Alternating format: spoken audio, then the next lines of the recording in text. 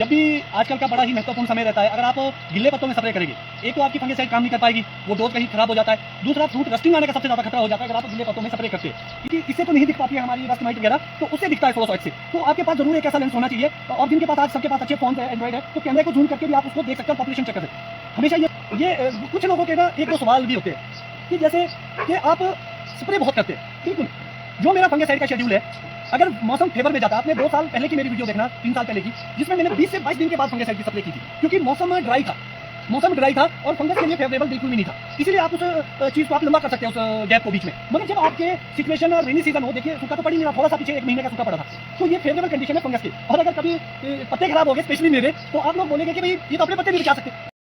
नमस्कार बागवान साथियों, हमारे चैनल बागवानी की बात में आपका बहुत बहुत स्वागत है।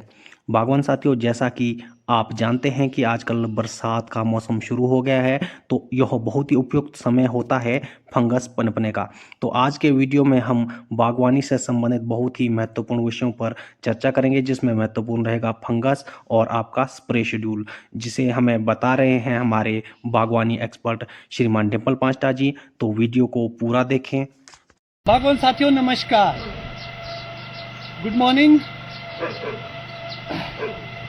जैसा कि आप लोग देख रहे होंगे, मैंने सुबह भी एक पोस्ट डाली थी कि आज मौसम बिल्कुल साफ़ है और स्प्रे के लिए बिल्कुल बहुत अच्छा समय है। और थोड़ी लेट हमारी स्प्रे शुरू हुई, उसका रीज़न था कि हमारे जो पत्तियाँ थी वो गिल्ली थी, बाहर से सूख जाती है मगर अंदर कहीं ना कहीं मॉइस्चर रह जाता है। इसलिए जब भी आजकल का बड़ा ही महत्वपूर्ण समय रहता है, अगर आप गिल्ले पत्तों में स्प्रे करेंगे, एक तो आपकी फंगिसाइड काम नहीं कर पाएगी, वो डोज कहीं खराब हो जाता है। दूसरा, फ्रूट रस्टिंग आने का सबसे ज़्यादा खतरा हो जाता है अगर आप गिल्ले पत्तों में स्प्रे करते हैं। इसलिए हमेशा ध्यान रखें कि गिल्ले पत्तों में स्प्रे ना करें और पहले पत्तों को अच्छे से सूखने दें। जैसा कि आज आप देख रहे हैं कि हमने स्प्रे शुरू की है, और आज का जो हमारा टॉपिक रहेगा वो रहेगा माइट को लेके। तो बागवान साथियों, जो माइट है, लास्ट ईयर अगर आपको मुझे फॉलो करते हैं, देखते हैं, तो आपने देखा होगा कि अप्रैल मंथ में ही शुरू हो चुकी थी माइट आना, और इतना ज़्यादा अटैक था क्योंकि लास्ट ईयर की मेरी हिस्ट्री माइट वाली रही। तो इस साल मुझे उस हिस्ट्री को क्रैक करना था, उसके लिए मुझे एक्स्ट्रा एफर्ट्स करने की ज़रूरत थी। तो जैसा कि आपने देखा कि स्टार्टिंग में हमने HMO किया, कुछ जगह हमने HMO के साथ मैडन डाला, कुछ जगह हमने HMO के साथ सोलोमोन डाला, उससे एक अच्छा कवरेज मिला मुझे। उसके बाद हमारे पास हॉर्टिकल्चर डिपार्टमेंट की बायर कंपनी की दवाई थी ओबेरॉन, उसका हमने स्प्रे किया और उसने लगभग 15-20 दिन के आसपास मुझे अच्छा कवरेज दिया, क्योंकि एग्स मुझे दिख रहे थे। और पिछले 2-3 दिन में जैसे ही बारिश रुकी, या आज आप देखोगे कि कितनी ह्यूमिडिटी और आपके पसीना आने लग गया है, इसका मतलब ह्यूमिडिटी कंडीशन है। तो ह्यूमिडिटी कंडीशन में 2 चीज़ें बहुत एग्रेसिवली आती है, एक फंगस और दूसरा माइट, क्योंकि फेवरेबल कंडीशन मिलने वाली है माइट को। अगर मौसम ज़्यादा खराब रहता तो माइट का प्रकोप कम होना था। माइट हमारे पास 2 spotted might, European red might और रस्ट माइट जो ज़्यादा अटैक करती है, क्योंकि लास्ट ईयर की हिस्ट्री हमारी ऐसी थी कि बहुत ज़्यादा माइट थी। तो माइट के वजह से जो नुकसान होता है, सबसे पहले तो वो जो क्लोरोफिल पत्तों के ऊपर बनता है उसको सारा चाट लेता है। और लास्ट ईयर मैंने देखा कि यूरोपियन रेड माइट से ज़्यादा हमारा 2 स्पॉटेड माइट थी, और 2 स्पॉटेड माइट पे सारी दवाइयाँ काम नहीं करती, याद रखना, हर दवाई काम नहीं करेगी। जो रेड माइट को भी मारेगी वो 2 स्पॉटेड को मारे, ये ज़रूरी नहीं है। बहुत सारी ऐसी दवाइयाँ हैं मार्केट में। तो जब आप स्प्रे करते तो आपको ध्यान रखना है कि आपने किसको टारगेट करना है। 2 स्पॉटेड माइट हमेशा जो पत्ते का निचला भाग है, यहीं से पत्ते को खाना शुरू करती है, वो ऊपर नहीं आती है, और वो डायरेक्ट अडल्ट फॉर्म में आती है, वो एग लेइंग कम करती है। और जो यूरोपियन रेड माइट है वो अंडों के रूप में सर्दी में रहती है ज़्यादातर, और पत्तों को ऊपर आके खाती है, रहती नीचे है और खाती ऊपर से है क्लोरोफिल को। दोनों में एक अंतर आपको दिखेगा। अगर कभी आपको पत्ता इस साइड से कुछ ब्राउनिश सा दिखे तो समझ लो कि 2 स्पॉटेड का प्रकोप ज़्यादा है। और इसको देखने के लिए आपके पास या तो आप फ़ोन का कैमरा ऑन कर सकते हैं, या आपके पास ऐसा बहुत सारी कंपनी वाले आप जिससे डिस्ट्रीब्यूटर से दवाइयाँ लेते हैं, जैसे मेरे पास एक वॉच फ्लो वालों ने दिया हुआ है, सिजेंटा कंपनी ने, तो ऐसे ऐसे शॉपकीपर्स दे देते हैं आपको, या आप ऑनलाइन भी परचेज करते हैं। और दूसरा मेरे पास एक फ़ोन में अटैच होने वाला 1600X का एक डैश कैमरा जैसा है, जो आपको एग तक और क्योंकि इससे तो नहीं दिख पाती है हमारी रस्ट माइट वगैरह, तो उससे दिखता है 1600X से। तो आपके पास ज़रूर एक ऐसा लेंस होना चाहिए। और जिनके पास आज सबके पास अच्छे फ़ोन्स है, एंड्रॉयड है, तो कैमरे को जूम करके भी आप उसको देख सकते हो और पॉपुलेशन चेक कर सकते हो। हमेशा ये बोला जाता है यूनिवर्सिटी के द्वारा कि 5 से 6 से अगर नीचे हो माइट तो स्प्रे नहीं करनी चाहिए।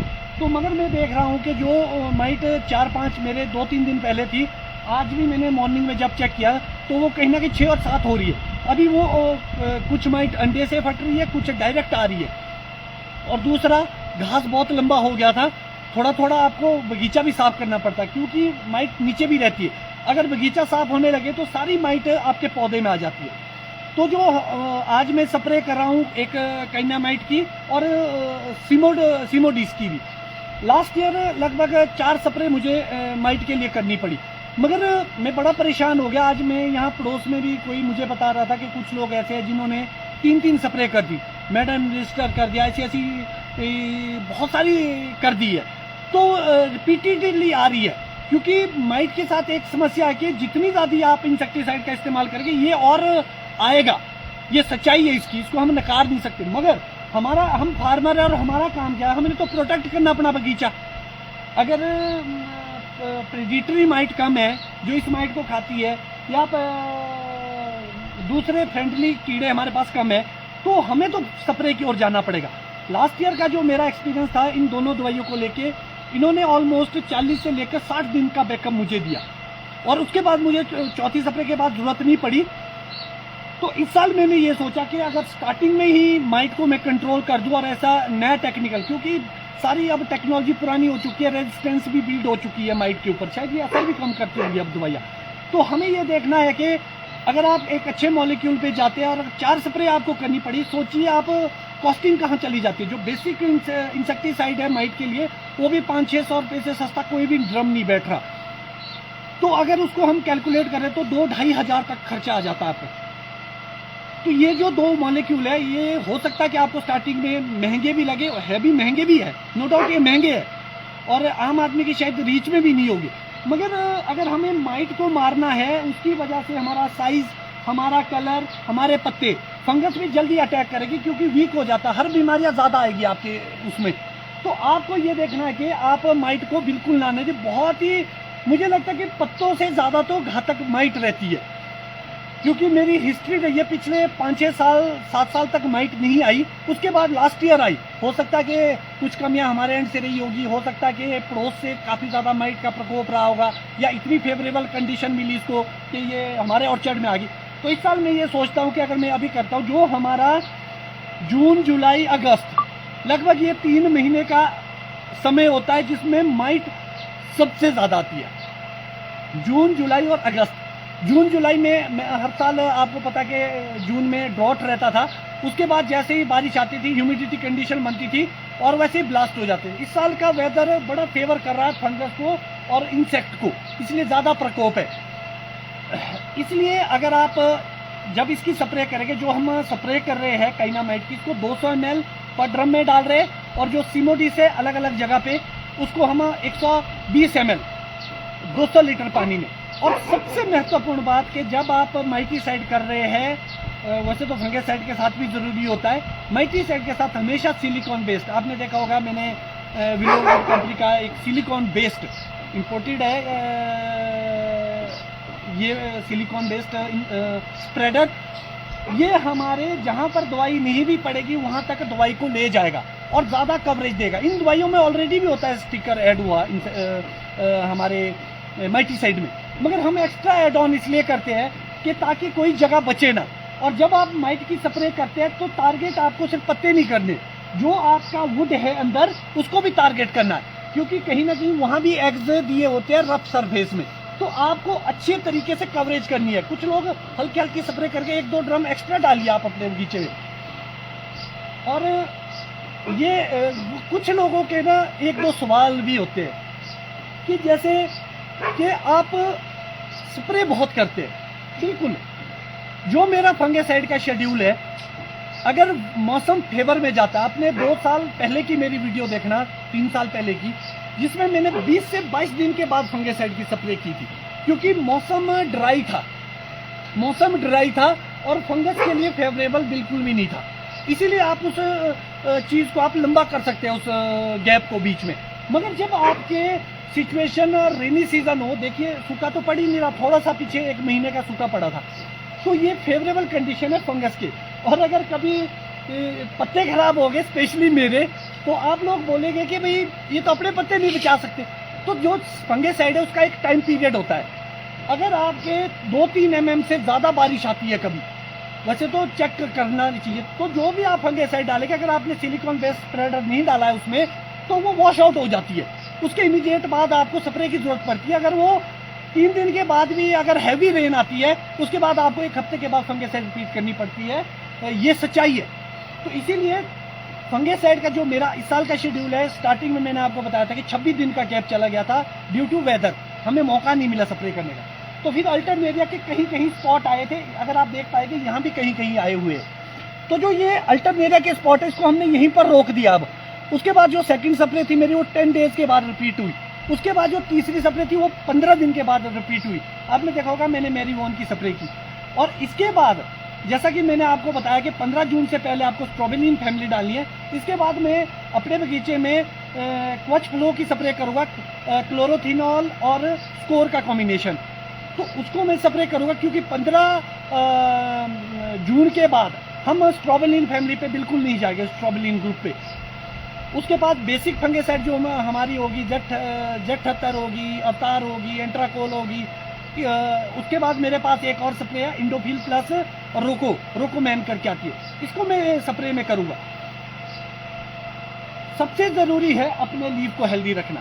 अगर हमारा पत्ता बचेगा, और माइट का दूसरा असर कहाँ होता है, बड पे, जो नेक्स्ट ईयर का हमारा बड है, अगर अभी क्लोरोफिल खा लिया गया तो पौधा भोजन नहीं बना पाएगा। पौधा भोजन नहीं बना पाएगा तो उसको फीड नहीं मिलेगा। बहुत सारे लोगों का एक और क्वेश्चन होता है कि आपके हर साल सेब क्यों लगते हैं। उसका बड़ा रीज़न है कि हम अपना लीफ फॉल नहीं होने देते, हम अपने बगीचे में माइट को आने नहीं देते या डैमेज नहीं करने देते अपनी फसल को।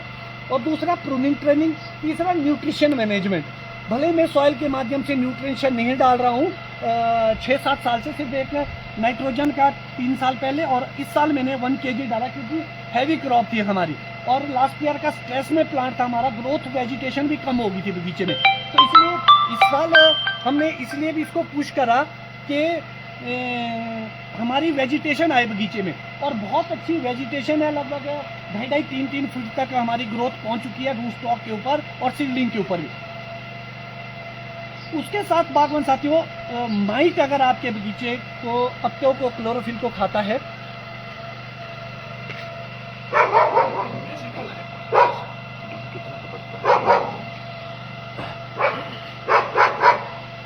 और माइट का एक और चीज देखनी है आपने कि बहुत सारे लोग जब हार्वेस्टिंग के टाइम में इथोफॉल का इस्तेमाल करते हैं, इथरल का, कलरेशन के लिए या मैच्योरिटी के लिए। तो अगर आपके माइट ने आपके पत्ते पे अटैक किया तो कभी भी अपने बगीचे में इथरल की स्प्रे ना करें। नेचुरल कलर आने से भले लेट हो जाएगा, डिले हो जाएगा। जैसे ही आप इथरल की स्प्रे करेंगे तो कौन की, तो सारा फ्रूट ड्रॉप हो जाएगा आपका। इसका विशेष ध्यान रखें। और दूसरी बात, जब आप क्लोरोथिनॉल, चाहे आप क्वच फ्लो डाल रहे हैं या आप टाटा का सार्थक डाल रहे हैं, क्रोक्सोमिथाइल और क्लोरोथिनॉल का सॉल्ट डाल रहे हैं, या आप कैप्टान की स्प्रे कर रहे हैं, शमीर जैसे है, कैप्टान है, डोडीन है, तो HMO अगर आपने किया है, जैसे मैं हर वीडियो में बोलता हूं, क्योंकि बहुत सारे लोगों ने टॉक्सिसिटी करा दी अपने बगीचे में, कम से कम 35-40 दिन का गैप होना चाहिए ऑयल के पहले और ऑयल के बाद। मतलब कौन सी स्प्रे आप पहले कर रहे हैं, बेसिक फंगिसाइड कीजिए, उसके बाद आप ये वाले मॉलिक्यूल डालिए, उसके बाद बेसिक फंगिसाइड पे जाइए। हमेशा इस चीज़ का ध्यान रखें, क्योंकि आपकी फसल खराब होगी तो आपकी सारा सिस्टम बिगड़ जाएगा। और दूसरी बात है कि भाई जो कॉस्टिंग है, बहुत सारे लोग मेडन, मैजिस्टर, मिटीगेट, सेडना, ये वाली इंसेक्टिसाइड का भी इस्तेमाल करते हैं माइट के लिए। तो इसका ड्रम ऑलमोस्ट 500 से लेकर 700 रुपये तक बैठ जाता है आपको। और जो ये हमारा सिमोडिस का ड्रम है, ये 1100 से लेकर 1200 के कॉस्टिंग थोड़ी वेरी कर सकती है। आपके अलग अलग इलाके में आप उधार लेते हैं, कैश में डील करते हैं, वो रेट्स अलग अलग हो सकते हैं, शॉपकीपर की अपनी मजबूरी है। और जो हमारा काइनामाइट का ये लगभग 1400 रुपये के आसपास का ड्रम बैठता है। तो ये हमारी कॉस्टिंग है जो इस पे आती है हमारी माइटी साइड पे। तो ये आपको देखना है कि आप कहाँ, आपके बजट में कौन सी चीज़ है। मगर जो मैं तो अपनी प्रैक्टिस करता हूँ, मैं कभी भी ये नहीं बोलता कि आप वही चीज़ अप्लाई कीजिए जो मैं डालता हूँ। मेरा कभी भी ये नहीं होता है। मैं अपनी प्रैक्टिस करता हूँ और अपने प्रैक्टिस को शेयर करता हूँ। अब बहुत सारे लोग इसको प्रमोशन से भी जोड़ते हैं। बिल्कुल, अगर अच्छी चीज़ की प्रमोशन हो रही है तो क्या बुराई है। अगर टेक्नोलॉजी स्प्रेड नहीं होगी तो लोगों को कैसे पता लगेगा। आपने देखा होगा कि मगर मुझे ये भी लगता है कि ये कहीं ना कहीं हमारे अंदर हीन भावना, जेलसी, ये ज़्यादा चीज़ें शो करती है। कभी आपने सचिन तेंदुलकर को बोला वो प्रमोशन क्यों करा? क्योंकि वो आपकी औकात के बाहर का आदमी है। हम आपके बीच के लोग हैं, इसलिए आप हम जैसे लोगों को टारगेट करते हैं। कंपनी कितना ट्रायल दे देगी? 1 ड्रम का, 2 ड्रम का, 4 ड्रम का? कंपनी से बन के ट्रायल्स आते हैं कि 2 ड्रम के, 4 ड्रम के, और वो मुझे ही नहीं पूरी इंडस्ट्री में हर इलाकों में लगाए जाते हैं। ट्रायल एक फार्मर एंड के लिए कंपनी की अपनी प्रैक्टिस है कि किस चीज़ में। आपने देखा होगा बहुत सारे जैसे आप प्रॉपर जेट की स्प्रे करते हैं, वो आपकी पीयर पे रिएक्शन करके टॉक्सिसिटी करा देता है माइटी साइड। तो हमारे पास एक ऐसी चीज़ भी होनी चाहिए थी जो ईयर को भी डैमेज ना करे। जो ये वाली दवाइयाँ मैं कर रहा हूँ ये ट्राइड एंड टेस्टेड है, और इसमें को मैं प्लम में भी कर रहा हूँ। प्लम में बहुत माइट होती है। आपके बगीचों में एक चीज़ का और ध्यान रखिए, कभी भी ऐसा ना करें कि सेब ही सेब में स्प्रे करें। आप जितने भी तरह के पेड़ है आपके, उसमें प्लम है, नाशपाती है, कोई और भी चीज़ है, सब में माइट होती है। आपने देखा होगा कि माइट का इतना प्रकोप होता है कि आपने कभी चाय या कॉफ़ी के बागान में देखना, या आपके ग्रीन हाउस के अंदर कितनी ज़बरदस्त माइट आती है। तो वो सारे लोग माइटीसाइड का इस्तेमाल करते हैं। कम पॉपुलेशन को आप प्रेडिटर से कंट्रोल कर सकते हैं, अगर पॉपुलेशन ज़्यादा हो तो आप कभी भी इसको कंट्रोल नहीं कर सकते। इसीलिए मैं आप लोगों को बताना चाहूँगा कि मेरा कोई प्रमोशनल वीडियोस नहीं है, मेरा अपनी प्रैक्टिस शेयर करने का। मैं अपने बगीचों में क्या काम करता हूँ, क्या डालता हूँ, किस वक्त क्या डालता हूँ। आपको फॉलो करना, आप फॉलो कीजिए। आपको लगता है कि रिजल्ट नहीं है तो अगले साल से मत कीजिएगा उस चीज़ को।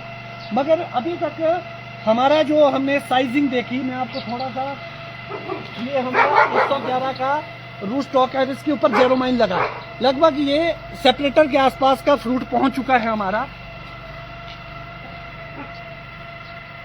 अगर आप इस प्लांट में देखेंगे, ये सुपर चीफ का प्लांट है, इसको आप देखेंगे तो 240 के आसपास है। अगर आप इसको देखेंगे तो लगभग 1 उंगली से ज़्यादा बीच में जा रहा है। यूनिवर्सल कार्टर में ये लगभग कुछ एक फ्रूट एक्स्ट्रा स्मॉल 240, और कुछ फ्रूट तो बहुत ही ज़्यादा शायद एक्स्ट्रा स्मॉल भी क्रॉस कर चुके। कुछ फ्रूट्स को अगर बगीचों में देखेंगे, यूनिफॉर्म नहीं हो सकते साइजिंग कभी भी। ये देखिए, तो बागवान साथियों, हमें हर चीज पे फोकस करना है, एक अच्छी मैनेजमेंट करनी है। और एक चीज का और ध्यान रखिए, अपने तौलियों को घास से पूरी तरह साफ कर दीजिएगा। तौलिए को साफ कर दीजिएगा। बाहर आप थोड़ा थोड़ा घास रख सकते हैं, क्योंकि इंसेक्ट वगैरह के लिए शेल्टर का वो उधर ही बिजी रहते हैं, माइट वगैरह भी। मगर जो तौलिया है वो प्रॉपर आप करें और मल्चिंग कर दे अपने बगीचों में, क्योंकि मौसम का कोई पता नहीं कि कब सूखा पड़ जाए या ज़्यादा रेन हो जाए। तो मॉइस्चर रिटेन करने के लिए आपको बहुत ज़रूरी है। और जो फ्रूट डेवलपमेंट स्टेज है हमारी, इसमें अगर ड्रॉट पड़ा या पानी की कमी हुई पौधे को, तो स्ट्रेस पड़ेगा, और स्ट्रेस में फ्रूट साइज रुक जाएगा आपका। ध्यान रखिए ये चीज़। तो इसीलिए आपको ध्यान रखना है कि मॉइस्चर को रिटेन करना है। अभी कुछ दिनों के बाद हम जो आउटर साइड है हमारी, उसमें हम होलिंग करेंगे ऑगर से, पानी रोकने के लिए। 1-1.5 इंच का जो ऑगर मशीन है मेरे पास, ऑगर से हम उसमें छेद करेंगे, ताकि हमारा पानी की हार्वेस्टिंग हम अच्छे से कर पाए। और बहुत सारे लोगों का एक क्वेश्चन होता है साइज को लेके। जब आप इस स्टेज के ऊपर है, अब आप इसके बाद नाइट्रोजन अपने बगीचों में नहीं डाल सकते, या तो 2-4% थोड़ी सी परसेंटेज में फॉलियर के माध्यम से दे सकते हैं। और छोटे पौधों में आप, जैसा बारिश आ गई है, अब आप इसमें नाइट्रोजन अप्लाई कर सकते हैं। कैल्शियम नाइट्रेट डालिए या यूरिया फॉर्म में डालिए, जो भी आपको सूट करता है। वेजिटेशन बहुत ज़रूरी है और पत्ते का हेल्दी होना बहुत ज़रूरी है। तो नाइट्रोजन उसको हेल्दी करेगा, क्लोरोफिल को भी बनाएगा नाइट्रोजन। और दूसरी बात, अब इथेलिन प्रोसेस शुरू हो गया। आप देखेंगे कि झिरियाँ पड़नी शुरू हो गई है फ्रूट के ऊपर, तो इसका मतलब मैच्योरिटी की ओर फ्रूट जा रहा है। और अगर आपके साइजिंग की प्रॉब्लम है बहुत ज़्यादा, तो आप नाइट्रोजन अप्लाई कर सकते हैं और इसको डिले करा सकते हैं, सीज़न आपका लेट हो जाएगा। तो बागवान साथियों, इन चीज़ों का आप ध्यान रखिए। और अब का जो सही समय है, एक चीज़ पे मैं बोलना भूल गया था, वो है ड्रेंचिंग को लेके। जैसे मॉइस्चर बढ़िया आ गया, तो आपके अगर कोई रूट रॉट, कॉलर रॉट है, तो उसके लिए भी आप तैयारी करें। मेरा अब 1-2 दिन के बाद जो हमारा लोअर हाइट है, यहाँ पर हमारा जो मोबिलाइजिंग बैक्टीरिया का या जीवामृत का जो मैंने घोल बनाया है, उसको मैं अप्लाई करूँगा पूरी सॉइल के अंदर। सॉइल ऑलमोस्ट मेरी 99% ऑर्गेनिक है और नेचुरल है, क्योंकि सॉइल हेल्थ पे मैं बहुत फोकस करता हूँ। इसका आप नतीजा देख रहे होंगे, जब से सॉइल हेल्थ पे काम किया, सुपर चीफ की आप ग्रोथ देखिए 3 फीट क्रॉस कर चुकी है। इस प्लांट को देखिए आप, टॉप ग्राफ्टेड है और 3-3 फीट की ग्रोथ आ चुकी है इसमें। तो ये तब पॉसिबल है अगर आपकी न्यूट्रिशन मैनेजमेंट और सॉइल मैनेजमेंट बहुत अच्छी होगी। तो आपको बैलेंस बनाना आना चाहिए। तो बागवान साथियों, इन्हीं शब्दों के साथ मैं आपसे इजाज़त चाहूँगा। नई वीडियो में नई चीज़ों पे बात करने के लिए फिर से आपसे जुड़ेंगे। तब तक जय हिंद, जय बागवान। तो बागवान साथियों, आपने देखा कि श्रीमान डिम्पल पांचटा जी ने हमें बागवानी के विभिन्न पहलुओं की जानकारी दी, विशेष रूप से फंगस, इंसेक्ट्स और फंजीसाइड स्प्रे शेड्यूल को लेकर।